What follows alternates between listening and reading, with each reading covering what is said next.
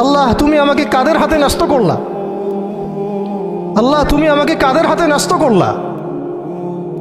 ইলা আদুইন বাঈদিন ইয়াতাহাজ্জামুনি, আমাকে ঘর থেকে এত দূরে এনে, সেই মক্কা থেকে কত দূরে, আমাকে ঘর থেকে এত দূরে নিয়ে এসে আল্লাহ তুমি তোমার শত্রুদের হাতে আমাকে ন্যস্ত করলা। ইয়াতাহাজ্জামুনি, যারা চতুর্দিক থেকে আমাকে পাথর মারতেছে। কি আবেগ দোয়ার মধ্যে, কি ভাষা, কি লফজ।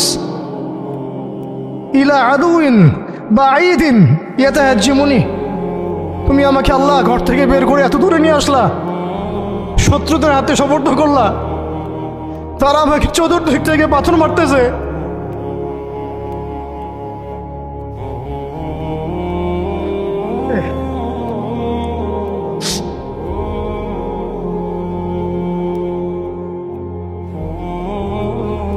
আম্মি লা করিবিন মাল্লাকতাহু আমরি, পরে নবীজি বলছেন আম্মি লা করিব, নাকি আমাকে কাছের মানুষদের হাতে নিয়ে আসছো আল্লাহ। আল্লাহ তুমি কি আমাকে কাছের মানুষদের হাতে উঠাই দিছ। মাল্লাকতাহু আমরি, যারা আমার ভালো মন্দের কাজের মালিক হয়ে গেছে। এইভাবে দোয়া করতে লাগলেন নবী সাল্লাল্লাহু আলাইহি ওয়াসাল্লাম। আল কোরআনে বর্ণিত একমাত্র সাহাবীর নাম হচ্ছে যায়েদ ইবনে হারেসা রাদিয়াল্লাহু আনহু। আমাদের এখানে যে ইয়াং ছেলেরা বসে আছেন সবার জন্যে যায়েদ বিন হারেসা রাদিয়াল্লাহু আনহু মহব্বত, ত্যাগ, ভালোবাসা, জীবন উৎসর্গের এবং জীবনের লক্ষ্য খুঁজে পাওয়ার একটা মূর্ত প্রতীক হতে পারে। একটু মনোযোগের সাথে অংশটা শোনেন, এটি শেষ অংশ। একমাত্র সাহাবী আল কোরআনে বর্ণিত যার নাম আল কোরআনে এসেছে তিনি হচ্ছেন যায়েদ বিন হারেসা রাদিয়াল্লাহু আনহু। তার বাবার নাম হারেসা। ঘটনা এমন ছিল যে ছোটবেলায় তার মা তাকে নিয়ে এক জায়গায় যাচ্ছিলেন। তো আগে তো ওই যে ডাকাতি হতো, জলদস্যুর আক্রমণ করতো না, এরকম তাঁবুর মধ্যে আক্রমণ হয়েছে এবং তার মায়ের কাছ থেকে সন্তানকে কেড়ে নিয়ে চলে গেছে। মায়ের জন্য কত কষ্টকর এটা। সন্তানের মহব্বত, এটা তো বাবা মারাই বুঝবে সন্তানের প্রতি মহব্বত কাকে বলে, সন্তানকে ছেড়ে থাকার কষ্ট, এটা যারা বাবা মা হয়েছেন তারাই তো বুঝবে। তো এদিকে বাবা মা পাগল প্রায়, সন্তানকে খুঁজে পাওয়া যাচ্ছে না, আর দস্যুরা তাকে নিয়ে ওকাস বাজারে বিক্রি করে দিয়েছে। কোন বাজারে? ওকাস। এটা ছিল মক্কায় একটা বাজার, ওখানে মেলা হতো, ওকাস ওখানে বিক্রি করে দিয়েছে। তো ঘটনাক্রমে তখন তার বয়স মাত্র কত হবে, 8 থেকে 10 বছর। ঘটনাক্রমে তাকে খরিদ করেছেন খাদিজা রাদিয়াল্লাহু আনহা। খাদিজা রাদিয়াল্লাহু আনহার আত্মীয়, খাদিজা রাদিয়াল্লাহু আনহার আত্মীয়। তখন কিন্তু নবী সাল্লাল্লাহু আলাইহি ওয়াসাল্লাম নবুয়ত পান নাই, মানে ওহী আসেনি এখনো, বিয়েও হয়নি এখনো। খাদিজা রাদিয়াল্লাহু আনহার সাথে এখনো বিয়ে হয় নাই। তো তার আত্মীয় তাকে কিনে নিয়ে আসছেন, এনে খাদিজা রাদিয়াল্লাহু আনহার খেদমতে দিয়ে দিয়েছে। খাদিজা রাদিয়াল্লাহু আনহার সাথে যখন নবী সাল্লাল্লাহু আলাইহি ওয়াসাল্লাম বিয়ে হলো তখন তো তার বয়স 40, আর আমাদের নবী সাল্লাল্লাহু আলাইহি ওয়াসাল্লামের বয়স 25। এটা বাংলাদেশে হইলে বাংলাদেশের মানুষ মেনে নিত না, তালাক করাই ছাড়ত অনলাইনের মাধ্যমে। কথা বুঝতে পারছেন? যদিও দুজন সুখী, যদিও ধরেন দুজন সুখী একে অপরকে পেয়ে, এখন যদি আমাদের এখানে কোনো ভাই 40 বছর বয়সের কোনো মেয়েকে বিয়ে করে, যার নিজের বয়স হচ্ছে 20 বা 25, সমাজই ওকে তালাক দেওয়া ছাড়বে, যদিও সে ওই মেয়ের সাথে সুখী। হ্যাঁ, বিয়ে কেন্দ্রিক যত জাহালাত এগুলোই দূর হয় নাই সমাজ থেকে এখনো। রাসূল সাল্লাল্লাহু আলাইহি ওয়াসাল্লামের সাথে বিয়ে হলো। বিয়ে হওয়ার পরে এমন হয় না যে আপনি কাউকে বিয়ে করেছেন এবং তাকে খুব পছন্দ হয়েছে, দুজনকে বেশ সন্তুষ্ট আর কি, তেমন আপনি চান না তাকে কিছু হাদিয়া দিতে, হাদিয়া তোফা দিতে মন চাবে না? হাদিয়া দিয়ে কি আবার কেউ ফেরত নেয়? হাদিয়া তোফা দিতে তো মন চাবে। খাদিজা রাদিয়াল্লাহু আনহা হাদিয়া দিচ্ছেন নবী সাল্লাল্লাহু আলাইহি ওয়াসাল্লামকে যে হে মুহাম্মদ, আমার খুব প্রিয় একজন দাস আছে, আমার খুব প্রিয় একজন দাস আছে এবং তার চেহারা দেখেই আমি বুঝতে পারি যে সে খুব বুদ্ধিমান এবং সে খুব সৎ। চেহারা দেখলে বোঝা যায় না মানুষের? চেহারা কিন্তু কথা বলে, চেহারাও কথা বলে, তবে দেখার চোখ থাকতে হবে, দেখার মতো চোখ থাকতে হবে। গুনাহের চোখ দিয়ে তো কারো চেহারা পড়ার সুযোগই নাই। যেমন আনাস রাদিয়াল্লাহু আনহু, তার জন্য নবী সাল্লাল্লাহু আলাইহি ওয়াসাল্লাম দোয়া করে দিয়েছিলেন না? তার মা দেখেই চিনে ফেলছেন যে হ্যাঁ উনি শেষ নবী, এই চেহারা কোনো মিথ্যাবাদীর চেহারা না। এরকম করে কথা বলা হচ্ছে, ইয়া রাসূলুল্লাহ আমার ছেলের জন্য দোয়া করে দেন। আব্দুল্লাহ বিন সালাম রাদিয়াল্লাহু আনহু ইহুদি ছিলেন, যখন নবীজি মদিনায় গিয়েছেন তার চেহারা দেখেই তিনি বুঝে ফেলছেন যে তিনি শেষ নবী। এই চেহারা কোনো মিথ্যাবাদীর চেহারা হতে পারে না। ওই চোখ থাকতে হবে এবং ওই কলব থাকতে হবে পড়ার জন্যে। তো খাদিজা রাদিয়াল্লাহু আনহা হাদিয়া দিয়েছেন যে আমার খুব প্রিয় একজন দাস আছে যায়েদ। তো নবী সাল্লাল্লাহু আলাইহি ওয়াসাল্লাম এটাকে গ্রহণ করেছেন। হাদিয়া গ্রহণ করে তিনি দেখেন যায়েদ বিন হারিসা রাদিয়াল্লাহু আনহুর তাকদীরটা কেমন হলো। জলদস্যু না, স্থলদস্যুদের হাত থেকে ওকাস বাজার থেকে চলে আসলো কোথায়? খাদিজা রাদিয়াল্লাহু আনহার বাসা, সেখান থেকে নবী সাল্লাল্লাহু আলাইহি ওয়াসাল্লামের সহবতে। চিন্তা করা যায়? এই তাকদীর তো ইউসুফ আলাইহিস সালামের চেয়েও কম সৌভাগ্যের না। ইউসুফ আলাইহিস সালামের কি হয়েছে? ভাইয়ের ষড়যন্ত্র, সেখান থেকে কূপ থেকে রাজপ্রাসাদ, সেখান থেকে জেল থেকে আবার রাজপ্রাসাদ। তারপরে তো পুরো মিশরের বড় একটা অংশের রাজনৈতিক দায়িত্ব, এবং সেখান থেকেই বনু ইসরাইল পরে আবার মিশরে আসলো। প্রায় অন্য একদিন আলোচনা করবো ইনশাআল্লাহ। এখানে যায়েদ ইবনে হারিসা রাদিয়াল্লাহু আনহার তাকদীর কেমন? অনন্য সাধারণ, এত চমৎকার যে এটা তো ঈর্ষণীয়। আলী রাদিয়াল্লাহু আনহু ছাড়া এমন তাকদীর তো মনে হয় আর কেউ পান নাই, যে নবী সাল্লাল্লাহু আলাইহি ওয়াসাল্লামের ঘরের মধ্যে তিনি সবসময় তার সাথে তার খেদমত করছেন। শুধু তাই না, নবী সাল্লাল্লাহু আলাইহি ওয়াসাল্লাম তাকে নিজের পুত্র বানিয়ে নিলেন। যায়েদ আমার পুত্র, যায়েদ আমার ছেলে। দাস রাখলেন না। যখন তিনি যায়েদ বিন হারিসা রাদিয়াল্লাহু আনহুকে পেলেন, সবার সামনে এলান করে দিলেন যে সে আমার দাস না, ও আমার ছেলে, যায়েদ আমার ছেলে। নবী সাল্লাল্লাহু আলাইহি ওয়াসাল্লাম বলছেন যায়েদ আমার ছেলে, বলছেন যে আমি তাকে ভালোবাসি, ও আমাকে ভালোবাসে। অথবা এক জায়গায় এভাবে আসছে যে আমি তার উত্তরাধিকারী, সে আমার উত্তরাধিকারী। যায়েদ বিন হারিসা রাদিয়াল্লাহু আনহুর লকব ছিল হিব্বু রাসূলিল্লাহ, রাসূল সাল্লাল্লাহু আলাইহি ওয়াসাল্লামের প্রিয় ভাজন। আর যায়েদ বিন হারিসা রাদিয়াল্লাহু আনহুর ছেলের নাম ওসামা বিন যায়েদ। যায়েদ বিন হারিসা রাদিয়াল্লাহু আনহুকে একবার তিনি একটা সেনাবাহিনীর কাফেলার দায়িত্ব দিয়েছিলেন। কিছু সাহাবী একটু আপত্তি করেছিলেন, বয়স কম, আরও যোগ্য সাহাবী আছে। আবার ঠিক ওসামা বিন যায়েদ রাদিয়াল্লাহু আনহুকে যখন নবী সাল্লাল্লাহু আলাইহি ওয়াসাল্লাম শেষে একদম ইন্তেকালের কয়েকদিন আগে জুরফে একটা সেনাবাহিনীর দায়িত্ব দিয়ে পাঠিয়েছিলেন, তখনও কেউ আপত্তি তুলেছিল যে ওসামার বয়স কম, 19 বছর 20 বছর বয়স, আরও বড় বড় যোগ্য সাহাবী আছে। তখন নবী সাল্লাল্লাহু আলাইহি ওয়াসাল্লাম বলেছিলেন যে ইতিপূর্বে তোমরা যায়েদের ব্যাপারেও আপত্তি তুলেছিলে, আর আজকে তোমরা ওসামার ব্যাপারেও আপত্তি তুলছো। তোমরা জেনে রাখো তার বাবা এবং সে, মানে যায়েদ বিন হারিসা এবং ওসামা বিন যায়েদ, এই দুজনকে আমি ভালোবাসি। এই দুজন আমার প্রিয় ভাজন। তো যায়েদ ইবনে হারিসা রাদিয়াল্লাহু আনহু এখানে বড় হতে লাগলেন। এক পর্যায়ে তো ওহী আসলো, ইসলাম কবুল করলেন। ইসলাম কবুল করার আগে একটা ঘটনা ছিল, ওইটা ভুলে গেছিলাম, দেরি হচ্ছে কি? আচ্ছা, ইসলাম কবুল করার আগে একবার তার বাবা মা তার খোঁজ পেয়েছিলেন। হজ করতে আসছেন কিছু মানুষ মক্কায়, তখন হজমরা ছিল বিকৃত, এসে দেখছে যে এই তো যায়েদ। তো ফিরে গিয়ে তার বাবাকে খবর দিছে, যায়েদকে দেখলাম মক্কায়। তো তার বাবা আসছেন হারিসা, ঠিক আছে, এসে চিনতে পারছেন আমার ছেলে। তো মুহাম্মদ সাল্লাল্লাহু আলাইহি ওয়াসাল্লামকে বলেছেন যে আমার ছেলেকে আমি কিছু মুক্তিপণের বিনিময়ে নিয়ে যেতে চাই। তো নবী সাল্লাল্লাহু আলাইহি ওয়াসাল্লাম বলেছেন ঠিক আছে, মুক্তিপণ লাগবে না, আমি আপনাদেরকে আরও সহজ একটা অপশন দিচ্ছি। আপনার ছেলেকে ডাকি, সে যদি আপনাদের সাথে যেতে চায় তাহলে কোনো টাকা পয়সা লাগবে না, এমনি নিয়ে যাবেন। যদি যেতে না চায় তাহলে আমার কিছু করার নেই। তখন তার বাবার সামনে তার ছেলেকে আনা হলো, বলা হলো যে ওনাদেরকে চিনতে পারো? হ্যাঁ, উনি আমার বাবা হারসা, উনি আমার চাচা, উনি আমার মামা, এভাবে বলছেন। তো তার বাবা বলছেন যে আমার সাথে চলো বাসায়।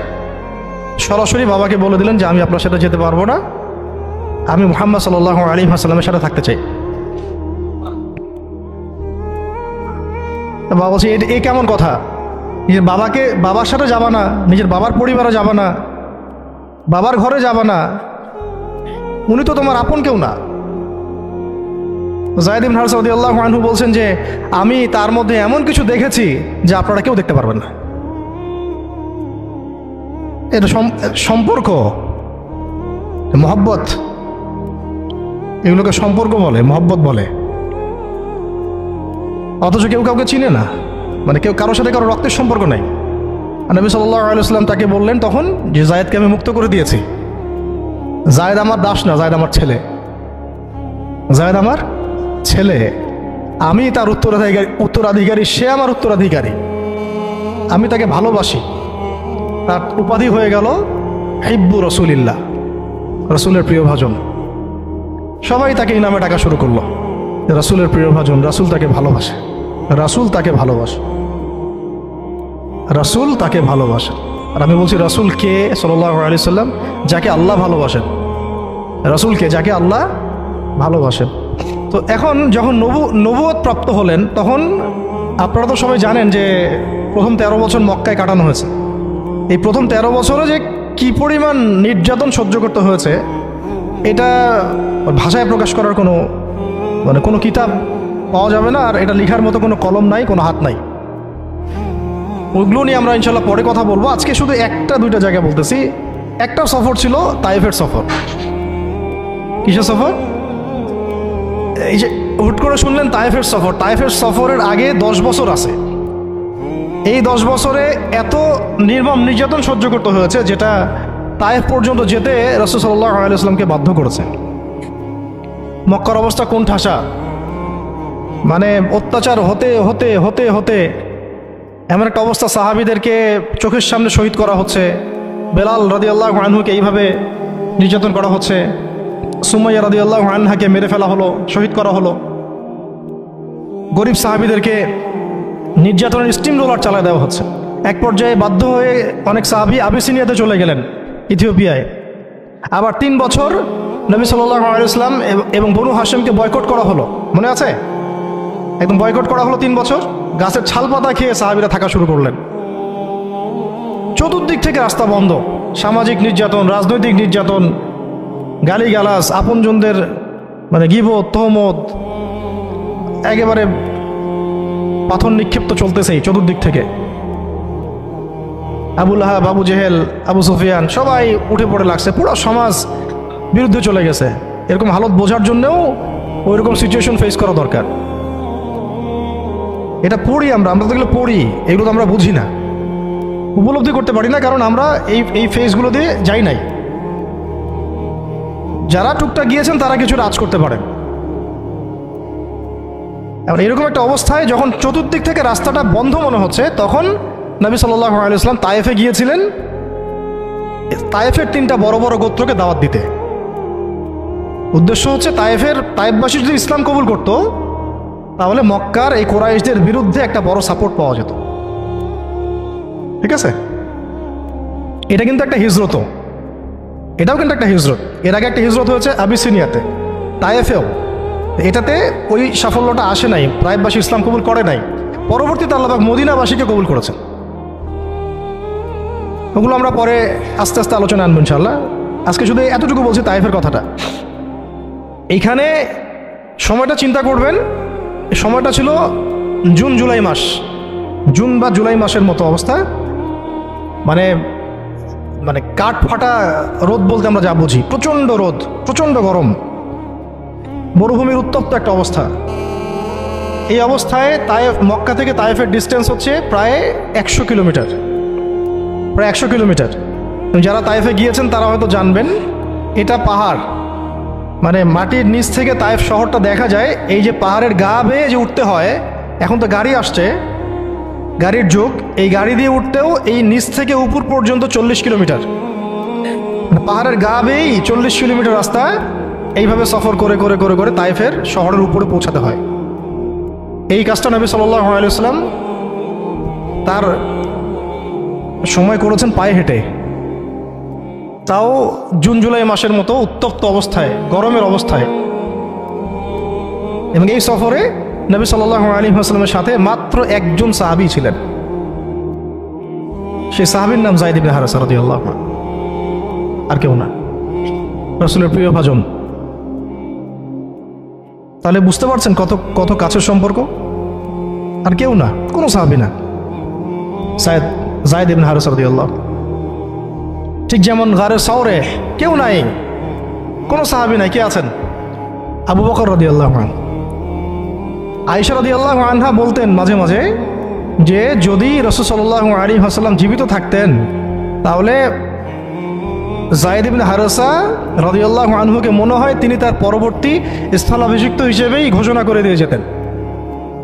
এত ভালোবাসতেন তিনি তাকে, মনে হতো যেন যায়েদ বিন হারেসা রাদিয়াল্লাহু আনহুকে তিনি পরবর্তী স্থলাভিষিক্ত করে দিয়ে যাবেন, এত ভালোবাসতেন। যখন যায়েদ বিন হারেসা কোনো সফর থেকে ফিরত, আমি, আয়েশা রাদিয়াল্লাহু আনহা বলছেন, আমি রাসূল সাল্লাল্লাহু আলাইহি ওয়াসাল্লামকে এত, মানে কি একটা বস গ্রিটিংস বলি না আমরা, অভিবাদন, এত ব্যস্ত হয়ে অস্থির হয়ে আলিঙ্গন করতে দেখি নাই যেমনটা যায়েদ বিন হারেসার ক্ষেত্রে তিনি করতেন। বহু সফরে তিনি তাকে পাঠিয়েছেন, সারিয়া অভিযানে। সারিয়া মানে যে সফরগুলোতে আমাদের নবীজি নিজে যান নাই, কিন্তু সাহাবীদেরকে পাঠিয়েছেন কোনো সামরিক অভিযান, এটাকে বলা হয় সারিয়া। আর গাজওয়া হচ্ছে এমন যুদ্ধ যেখানে নবীজি নিজে গিয়েছেন, অ্যাজ এ কমান্ডার উপস্থিত ছিলেন। তো একবার একটা সফর থেকে যায়েদ ইবনে হারেসা রাদিয়াল্লাহু আনহু এসেছেন। আয়েশা রাদিয়াল্লাহু আনহা বলছেন তার গায়ে, আমাদের নবীজির গায়ে তার সতরটা কোনো রকম ঢাকা ছিল, উপরে পোশাক নাই, মানে গায়ের উপরের পোশাকটা তিনি পরেনি নাই। এই অবস্থাতে তিনি আয়েশা রাদিয়াল্লাহু আনহার ঘরে ছিলেন। ওইখানে এসে যায়েদ ইবনে হারেসা রাদিয়াল্লাহু আনহু নক করেছেন দরজায়। ওই অবস্থায় তিনি উঠে গিয়ে যায়েদ ইবনে হারেসা রাদিয়াল্লাহু আনহুকে আলিঙ্গন করা শুরু করলেন, কপালে চুমু দেওয়া শুরু করলেন, আমার প্রিয় ভাজন আসছে। ওই সাহাবীকে সাথে নিয়ে তিনি সফর করছেন তায়েফে। তায়েফে যাওয়ার পরে 3টা গোত্রনেতা ছিল ওখানে। অনেক বড় কথা, তো আমি অল্প করে বলছি সময় সংক্ষিপ্ততার কারণে। একটা গোত্রনেতার নাম হচ্ছে আব্দে ইয়ালাইল। এর আন্ডারে বহু মানুষ ছিল, যদি সে ইসলাম কবুল করতো তাহলে ওই সবাই ইসলাম কবুল করতো, সে করে নাই। একটা গোত্রনেতার নাম ছিল আব্দে মাসউদ, তার আন্ডারে বহু মানুষ ছিল এবং ধনী ধনী বড় বড় ধনী ব্যবসায়ী, রাজনীতিবিদ, সে ইসলাম কবুল করে নাই। আরেকটা লোক ছিল, তার নাম হাবিব বিন আমর, এই 3 নাম্বার গোত্রনেতা। তো সেও ইসলাম কবুল করে নাই। ইসলাম কবুল না করার কারণে এই 3টা গোত্রনেতার কাছ থেকে, আপনারা কি মনে করেছেন একদিন দাওয়াত দেওয়া হয়েছে? প্রায় 1 মাস নবী সাল্লাল্লাহু আলাইহি ওয়াসাল্লাম এই তায়েফের এই ময়দানে ছিলেন, দাওয়াতের ময়দানে। কোনো কিতাবে আসছে 10 দিন, কোনো কিতাবে আসছে 15 দিন, 17 দিন, কিন্তু অ্যাপ্রক্সিমেটলি 1 মাস, এটা বিভিন্ন সিরাতের কিতাবে আসছে। এই 1টা মাস তায়েফে থাকা, খাওয়া দাওয়া তো আল্লাহ ভালো জানেন কি হয়েছে। তার সাথে একজন মাত্র সাহাবী, দরজায় দরজায় দাওয়াত দেয়া, এবং সবাই দাওয়াত রিফিউজ করলো। বড় বড় 3টা গোত্রনেতাও রিফিউজ করে দিল। শুধু যে রিফিউজ করলো তা না, বরং এমন টিটকারি শুরু করলো, এমন ব্যঙ্গাত্মক আচরণ শুরু করলো, শেষ পর্যন্ত ওই এলাকার যত ছোকরা ছিল, যুবক, তরুণ, কিশোরী বেশি আসছে বর্ণনায়, এদেরকে লেলিয়ে দেওয়া হলো, সবার হাতে পাথর উঠিয়ে দেওয়া হলো যে এই ব্যক্তি মাজনুন, নাউযুবিল্লাহি মিন যালিক। মাজনুন মানে পাগল, এই ব্যক্তি কাযযাব, এই ব্যক্তি মিথ্যাবাদী, এই ব্যক্তি সাহের, এই ব্যক্তি জাদুকর। কাকে বলা হচ্ছে? সবাই মিলে পাথর মারো তাকে, নাউযুবিল্লাহি মিন যালিক। দৃশ্যটা একটু চিন্তা করেন। 10 বছর মক্কায় দাওয়াত দেওয়ার পর চতুর্দিক থেকে কুরাইশদের নির্যাতন, নিপীড়ন, শারীরিকভাবে, মানসিকভাবে, আত্মিকভাবে, সামাজিক বয়কট, 3 বছর গাছের ছালপাতা খেয়ে পাদতলে জীবন কাটানো বনু হাশেমের। আবার আমুল হুজনও হয়ে গেছে, ওই একই বছরে কয়েকদিনের মধ্যেই চাচা আবু তালেবও ইন্তেকাল করেছেন, খাদিজা রাদিয়াল্লাহু আনহাও ইন্তেকাল করেছেন। কি অবস্থা, কি অবস্থা ওই সময় চিন্তা করে, কি কষ্টের সময়, কি রকম কষ্টের সময় আমরা তো উপলব্ধি করতে পারবো না। আমরা তো গাজাবাসীর কষ্ট উপলব্ধি করতে পারি না, রাসূলুল্লাহ সাহাবীদের কষ্ট কি উপলব্ধি করতে পারবো? এই অবস্থায় আশার আলো নিয়ে তায়েফে যাওয়া, সেখানে গিয়ে যে 1 মাস এই মেহনত করার পর এই অবস্থা, সমস্ত ছোকরাটা পাথর মারা শুরু করলো। কি পাথর মারার সেই গতি, যেখানে পাথর মারা হয়েছে ওই জায়গা আমরা দেখে আসছি আলহামদুলিল্লাহ। কি পাথর মারার গতি, এমন পাথর মারা হচ্ছিল যে রাসূল সাল্লাল্লাহু আলাইহি ওয়াসাল্লামের মানে গায়ে লেগে রক্ত বের হতে হতে সেই রক্ত দিয়ে পায়ের যে জুতাটা আছে এই জুতাটা আটকে গেছে, এইভাবে জুতা খোলা যাচ্ছে না। রাসূলুল্লাহ সাল্লাল্লাহু আলাইহি ওয়াসাল্লাম পা থেকে জুতা খোলা যাচ্ছে না, রক্তে আটকে গেছে।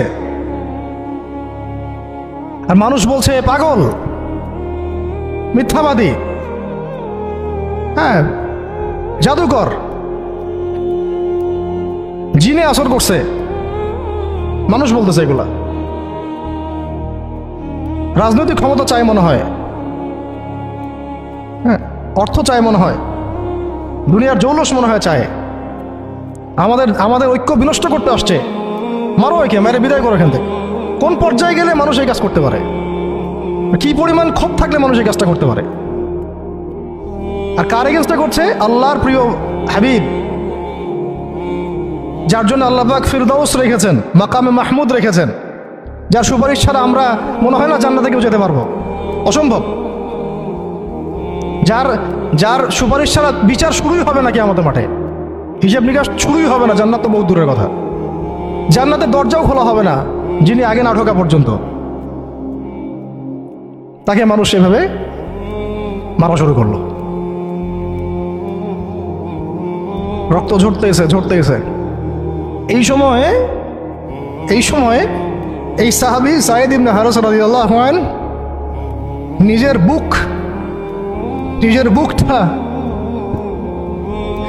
বুকটা নবী সাল্লাল্লাহু আলাইহি ওয়াসাল্লামের সামনে এইভাবে দিয়ে দিয়েছেন যে যতগুলো পাথর আসবে আমার গায়ে যেন লাগে, আমার নবীর গায়ে না লাগে। বুক যখন থেতলায় গেছে তখন পিঠ দিয়ে দিয়েছেন, ইয়া রাসূলুল্লাহ আপনার গায়ে একটা পাথর যেন না লাগে, আমার পিঠে লাগুক। এই সময়টা চিন্তা করেন, সাহাবীর কথা চিন্তা করেন, তাদের ত্যাগ তিতিক্ষার কথা চিন্তা করেন, ওই সময়ের সবরের কথা চিন্তা করেন। আর তায়েফবাসী নবী সাল্লাল্লাহু আলাইহি ওয়াসাল্লামের আপনজন ছিল। তায়েফের গোত্রে নবী সাল্লাল্লাহু আলাইহি ওয়াসাল্লামের দুধ পান করানো হয়েছিল, হালিমা সাঈদার গোত্র এটা। দূরের মানুষ আপনাকে যখন ভালো মন্দ বলবে আপনার অতটা কষ্ট হবে না যতটা আপনার কাছের মানুষ আপনাকে ভালো মন্দ বললে কষ্ট হবে। যখন আপনার প্রিয় মানুষেরা আপনাকে পাথর ছুড়বে, এই পাথরের আঘাত সহ্য করা এত সহজ না। কাফেররা, ফাসেকরা, জালেমরা, মুশরিক, মুনাফিকরা পাথর ছুড়বে, সেই পাথর আপনি সৌভাগ্যের সাথে বরণ করতে পারেন, সেই রক্তক্ষরণে আপনার কষ্ট হবে না। প্রিয় মানুষদের দেওয়া অপবাদ, মিথ্যাচার, গীবত, তহমত, পাথর আপনাকে এত কষ্ট দিবে, এই কষ্টের লোড আপনি সহ্য করতে পারবেন না। আর যদি আল্লাহ পাক আপনাকে সহ্য করার ক্ষমতা দিয়ে দেন, ইনশাআল্লাহ আপনি এমন ব্যক্তি হবেন যে ব্যক্তির হাতে আল্লাহ রাব্বুল আলামিন ইসলামের ঝান্ডা উঠাই দেবেন ইনশাআল্লাহ। ইনশাআল্লাহ যাকে আল্লাহ রাব্বুল আলামিন পুরো কওমের জন্য কবুল করবেন ইনশাআল্লাহ। এবং পুরো শক্তি আপনার সামনে একদিন না একদিন পরাজয় বরণ করবেই, সময়ের ব্যাপার। যায়েদ বিন হারেসা রাদিয়াল্লাহু আনহু নিজের বুকটা এইভাবে আগলায় দিয়ে রাখছেন, আমার গায়ে লাগুক ইয়া রাসূলুল্লাহ, আপনার গায়ে না লাগে। আজকে আপনি যায়েদ ইবনে হারেসাকে পাবেন কোথায়? কিসের ইসলামী বিপ্লবের কথা বলি আমরা? জামা ইমারা এটা ওইটা, যায়েদ বিন হারেসারাই তো নাই। ওইরকম আখলাকের নেতাও যেমন আমরা পাই না, ওই রকম যায়েদ বিন হারেসাদের মতো আমরা মামুরও তো পাই না।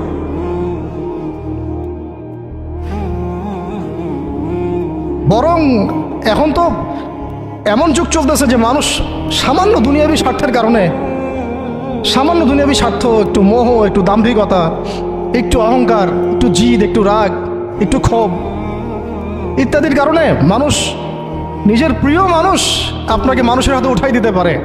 সবাই মিলে তাকে পাথর মারো, আমি তাকায় তাকে দেখতেছি। সবাই তাকে পাথর মারো, আমি তাকায় তাকে দেখতেছি। যেন নিজের প্রিয় মানুষকে পাথর মারলে, এটা দেখলে আপনার মনে আরো শান্তি আসতেছে। কিভাবে আপনি আপনার প্রিয় মানুষকে হাজারো লক্ষ মানুষের হাতে উঠাই দিতে পারেন, যে মানুষটা তাকে ধর্ষণ করবে, ছিঁড়ে ছিঁড়ে খাবে, পাথর মেরে থাতলা করবে, আবার আপনি তাকে মহব্বতের দাবিও করেন? কিসের মহব্বত? মহব্বত কাকে বলে? মহব্বত তো এইটা যেটা যায়েদ ইবনে হারেসা রাদিয়াল্লাহু আনহু করেছেন। এটা কি মহব্বত না? এইরকম মহব্বতের নিদর্শন কি আমাদের মধ্যে আছে? কাকে মহব্বত বলা হয় আসলে? আপনারা দৃশ্যটা চিন্তা করেন, এগুলো সিরাতের কিতাবে মজুদ, পড়েন। নিজের বুকটা তিনি আগলায় দিয়ে রাখছেন। ঠিক এরকমই উহুদের মাঠেও নিজের বুক আগলায় দিয়ে রাখছেন তালহা রাদিয়াল্লাহু আনহু। দূর থেকে একটার পর একটা তীর আসতেছে, ওনার গায়ে লাগতেছে। তীরের আঘাত কি চারটাখানি কথা? সাদ বিন আবি ওয়াক্কাস রাদিয়াল্লাহু আনহু পিঠ দিয়ে রাখছেন, ইয়া রাসূলুল্লাহ, আপনার গায়ে যেন না লাগে। তোমরা জীবন্ত শহীদ দেখতে চাও? তালহাকে দেখো, 70-এর বেশি আঘাত তার গায়ে ছিল উহুদের দিন। সাদ বিন আবি ওয়াক্কাস রাদিয়াল্লাহু আনহুকে নবীজি বলছেন যে, হে সাদ, তীর ছুঁড়ো, তোমার জন্য আমার পিতামাতা কুরবান হয়ে যাক। কোন সাহাবীর জন্য নবীজি এমন কথা বলেন নাই যে তোমার জন্য আমার পিতামাতা কুরবান হয়ে যাক। এবং সাহাবীরা বলতেন, ইয়া রাসূলুল্লাহ, আপনার জন্য আমার পিতামাতা কুরবান হয়ে যাক। একমাত্র সাহাবী সাদ বিন আবি ওয়াক্কাস রাদিয়াল্লাহু আনহুর জন্য নবী সাল্লাল্লাহু আলাইহি ওয়াসাল্লাম এই কথা বলেছেন। ওই ময়দানে উম্মে ওমারাও ছিলেন, মহিলা সাহাবী, অনবরত তীর ছুঁড়েছেন রাসূলের গায়ে যেন আঘাত না লাগে। ওই ময়দানে হানজালা ছিলেন, ছুটতে ছুটতে আবু সুফিয়ান পর্যন্ত পৌঁছে গিয়েছেন। ওই অবস্থায় তার শাহাদাত হয়ে গেছে, তাকে মারতে পারেন নাই, উল্টা তার গায়ে আঘাত লেগে গেছিল। গাসাসুল মালায়েকা, শহীদ হওয়ার পরে দেখা যায় তার দেহটা মাটি থেকে উপরে উঠে আসে আর দেহ থেকে পানি ঝরতেছে। নবীজি জিজ্ঞাসা করা হলো তার এই হালত কেন? নবী সাল্লাল্লাহু আলাইহি ওয়াসাল্লাম বললেন যে গত রাত্রে স্ত্রীর সাথে ছিল, সে জিহাদের ডাক আসছে, ওই বিছানা থেকে চলে আসছে, বেচারা বিছানা থেকে এখানে চলে আসছে। হানজালা রাদিয়াল্লাহু আনহু শহীদ হয়ে গেছে, ফেরেশতারা তাকে গোসল দিচ্ছেন, এই যে পানি দেখা যাচ্ছে। ওই মাঠে সাদ বিন রবি রাদিয়াল্লাহু আনহু ছিলেন, একদম শেষ নিঃশ্বাস যাচ্ছে তার অবস্থা। আমাদের নবীজি বললেন, সাদ বিন রবিকে খুঁজে বের করো, সে আমার প্রিয় ভাজন, তাকে খুঁজে বের করো। খুঁজতে গিয়ে দেখা গেল যে তিনি এইরকম একটা হালত, 60-70টা আঘাতের চিহ্ন নিয়ে প্রায় যান যাচ্ছে অবস্থা। সাহাবী বললেন, হে সাদ, রাসূল সাল্লাল্লাহু আলাইহি ওয়াসাল্লাম তোমাকে সালাম দিয়েছে। রাসূল তোমাকে সালাম দিয়েছেন আর জিজ্ঞাসা করছেন তুমি কেমন অনুভব করতেছো এখন? সাদ বিন রবি বলছেন, রাসূলের কাছে আমার সালাম পৌঁছে দিও, আর আল্লাহর কসম আমি জান্নাতের ঘ্রাণ পাচ্ছি এখন। এটা বলতে বলতে তার শাহাদাত হয়ে যায়। আর তিনি বলতে বলতে একটা কথা শেষে বলে গিয়েছিলেন যে আমি চলে যাওয়ার পরে, তিনি আনসারদের নেতা ছিলেন, আমি চলে যাওয়ার পর তোমরা থাকা অবস্থায় যদি মুহাম্মদ সাল্লাল্লাহু আলাইহি ওয়াসাল্লামের গায়ে একটা আঁচড়ও লাগে, তোমরা আল্লাহর সামনে কোনো হুজ্জাত দিতে পারবা না। আমি চলে যাওয়ার পরে যদি মুহাম্মদ সাল্লাল্লাহু আলাইহি ওয়াসাল্লামের গায়ে একটা আঁচড়ও লাগে, তোমরা আল্লাহর সামনে কোনো হুজ্জাত দিতে পারবা না। আর আমরাও তো এখন দুনিয়াতে বেঁচে আছি, আমাদের নবী সাল্লাল্লাহু আলাইহি ওয়াসাল্লামের গায়ে কি না লাগতেছে, আমরা কি বা করতে পারতেছি? কত সাহাবী। একটা কথা বলতে ভুলে গেছিলাম, যায়েদ বিন হারেসা রাদিয়াল্লাহু আনহু, ইসলামের পরে যে ভাই ভাই সম্পর্ক করে দেওয়া হয়েছিল, দিনী ভাই, যায়েদ বিন হারেসা রাদিয়াল্লাহু আনহু দিনী ভাই ছিলেন হামজা রাদিয়াল্লাহু আনহু, সাইয়্যিদুশ শুহাদা। তার হালত আমরা দেখেছি উহুদের মাঠে, এমন সিংহ যার সামনে কেউ লড়াই করতে পারে না। আর আল্লাহর যে সিংহদের সামনে কাফেররা পেরে ওঠে না, পিছন থেকে আঘাত করে, তাকেও পিছন থেকে আঘাত করা হয়েছে। বর্ষা বের হয়ে গেছে নাভির নিচ দিয়ে, ওই অবস্থায় মারতে আসছিলেন তিনি, ওয়াহশী তাকে শহীদ করেছিল। নবী সাল্লাল্লাহু আলাইহি ওয়াসাল্লাম তার লাশ দেখে অঝোর নয়নে কেঁদেছেন, কারণ তার বুকটা চিরে ফেলছিল কাফেররা, চিরে কলিজা বের করার চেষ্টা করছিল, পারে নাই। কলিজা বের করে চিবাই খাওয়ার চেষ্টা করছিল। তাহলে কাফেরদের ক্ষোভ চিন্তা করেন, কাফেররা আমাদের ব্যাপারে কি পরিমাণ ক্ষোভ লালন করে, তারা আমাদের ব্যাপারে কি পরিমাণ ক্ষোভ লালন করে ভিতরে ভিতরে, এটা আমরা জানিও না, বুঝিও না। আমরা ওদের সাথে বন্ধুত্ব করতে চাই, ওদেরকে আমাদের নিজেদের আপন মনে করি, ওদের হাতে আমরা আমাদের দিনী ভাইদেরকে উঠাই দিই, বোনদেরকে উঠাই দেই, আপনজনদেরকে উঠাই দেই। হামজা রাদিয়াল্লাহু আনহুর এরকম হালত। তার দিনী ভাই ছিলেন যায়েদ বিন হারেসা রাদিয়াল্লাহু আনহু। বহু ঘটনা আছে, আমি যেটা বলতে যাচ্ছিলাম ওইখান থেকে এদিকে চলে আসছি। এরপরে নবী সাল্লাল্লাহু আলাইহি ওয়াসাল্লাম তায়েফের একটা আঙ্গুর বাগানে প্রবেশ করেন, এত ক্ষতবিক্ষত অবস্থায়। আর পাথরের ঢিলকে আপনারা এত তুচ্ছ মনে করেন না, কিন্তু